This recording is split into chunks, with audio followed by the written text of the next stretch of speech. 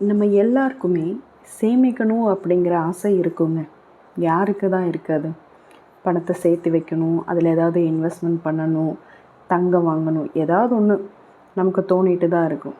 ஆனால் நம்ம வாங்குகிற சம்பளத்தில் எப்படி சேமிக்கிறது அப்படின்னு தான் நிறைய பேர் யோசிப்பாங்க.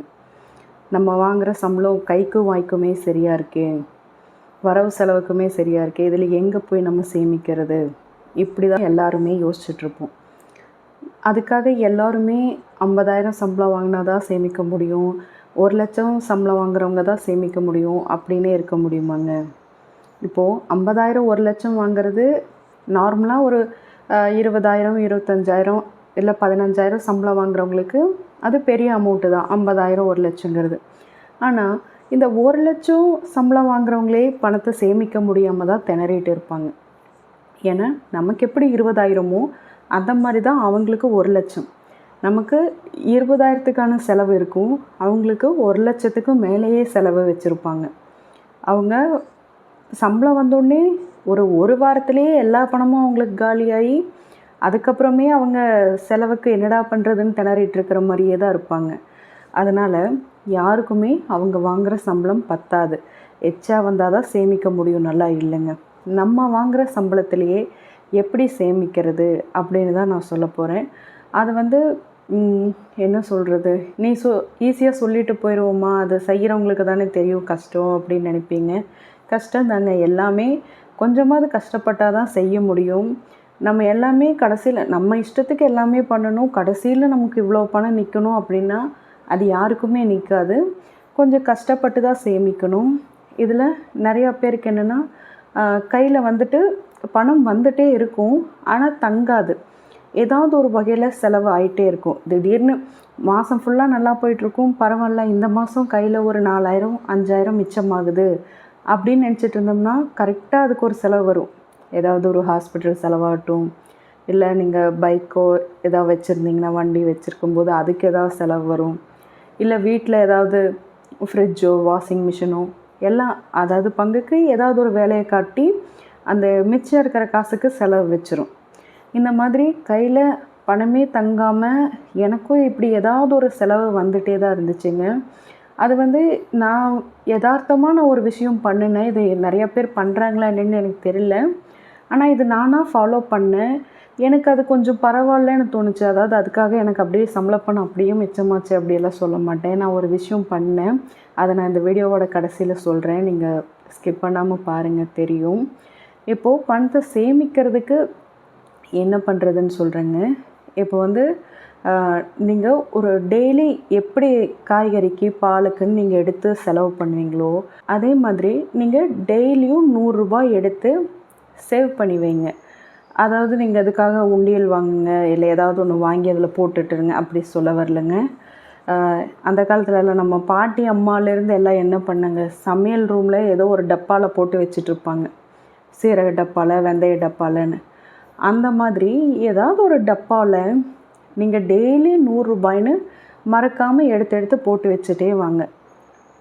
ஏம்மா இது டெய்லி 100 ரூபாயில் எடுத்து வச்சு போட்டுட்ருக்க முடியுமா, மாதத்துக்கு அதுவே 3,000, நான் எப்படி அதை அந்தளவுக்கு இது பண்ண முடியும் அப்படின்னு யோசிக்கிறவங்க 50 ரூபா போடுங்க.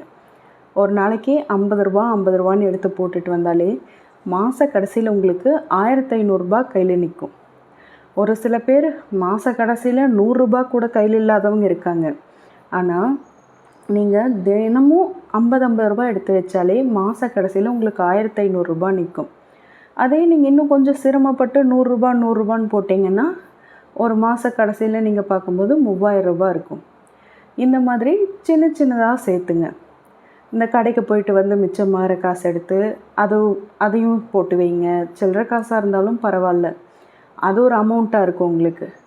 எதுவுமே வந்துட்டு இது தினம் 50 ரூபா தானா, தினம் 20 ரூபா தானா அப்படியெல்லாம் நினைக்காதீங்க. நீங்கள் அது ஒரு மாத கடைசியாக எடுத்து பார்க்கும்போது 1,500 ரூபாங்கிறது ரொம்ப பெரிய காசு தான். அதை நீங்கள் டெய்லி 50 ரூபாங்கும்போது உங்களுக்கு பெருசாக தெரியாது. இந்த மாதிரி ஸ்டார்டிங்கில் எதுவுமே பெரிய விஷயமா இல்லையே நினச்சி பண்ணாமல் இருக்காதீங்க.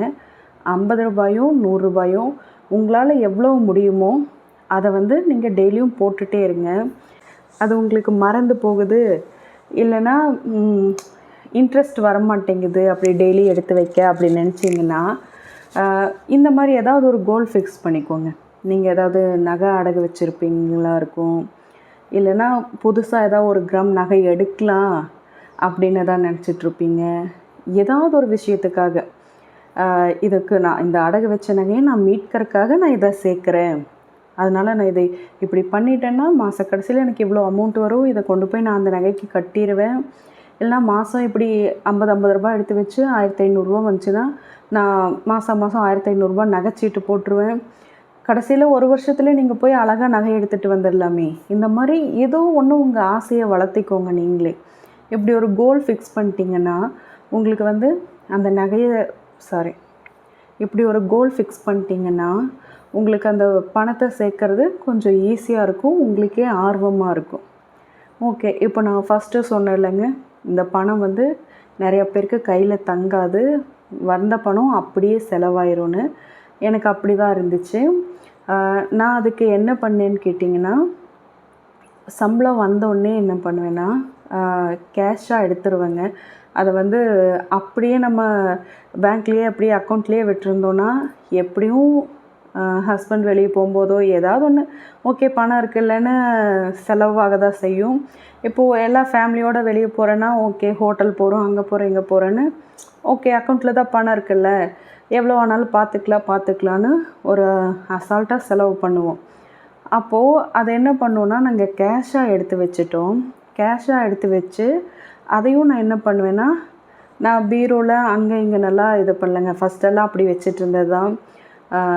அதுக்கப்புறம் நான் என்ன பண்ணேன்னா ரொம்ப செலவாகுது, நம்ம கையிலேயே நிற்க மாட்டேங்குதுன்னு பூஜை ரூமில் வைக்க ஆரம்பித்தேன். நான் வந்துட்டு பூஜை ரூமில் அந்த பணத்தை நான் வச்சுருவேங்க. அதுக்கப்புறம் என்ன பண்ணுவேன்னா டெய்லி செலவுக்கு வேணுங்கும்போது ஹஸ்பண்ட் கேட்குற பணத்தை நான் எடுத்து கொடுப்பேன். இல்லை ஏன் செலவுக்கு நான் ஏதாவது காய் வாங்க போகிறேன், பால் வாங்க போகிறேன்னாலும் அதிலிருந்து தான் நான் அப்போதைக்கு தேவையான பணத்தை மட்டும் அப்படி நான் எடுத்துகிட்டு போவேன். இப்போது 500 ரூபா நோட்டே நான் எடுக்கிறேன்னா கூட போய் அதை நான் மாற்றிட்டு இப்போ பால் வாங்குறனோ காய் வாங்குறனோ வாங்கிட்டு மிச்சம் வர பணத்தை நான் கொண்டு வந்து 200 300 திருப்பி நான் அதிலேயே வச்சுருவேன்.